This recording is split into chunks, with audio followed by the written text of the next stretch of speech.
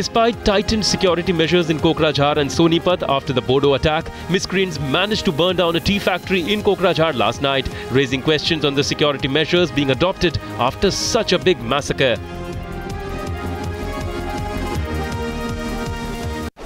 I can confirm to you that the External Affairs Minister, Srimati Sushma Swaraj, has talked to the Bhutanese leadership at the highest level.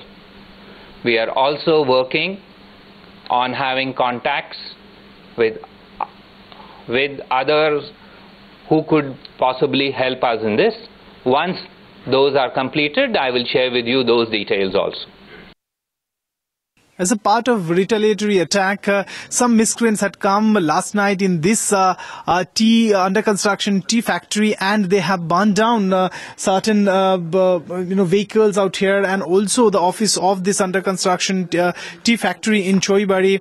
And what we are getting to know from the eyewitnesses that they had carried out simultaneous attack in residential complex of this particular tea garden, and also in the offices. You can see that there is still the smell of burn that is still coming from these rooms. In fact, this is completely burned down by the miscreants, and this incident had taken place last evening, and there was no police presence at that moment in this area, and it was a sudden attack, and it had taken the officials of the tea estate by surprise. And we can see that the other rooms are also completely burnt. In fact, we are being told that there was a gas cylinder or LPG cylinder out here, and that had actually exploded when these miscreants had set this office ablaze, and that had created a lot of damage to this particular office, and it's completely gutted at this moment.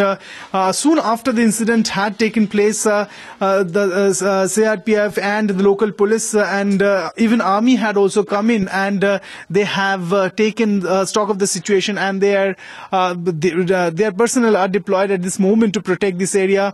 And this incident has actually shocked the tea estate officials and also the local residents. In fact, we are also being told that they didn't expect any such kind of attack here. But this is in the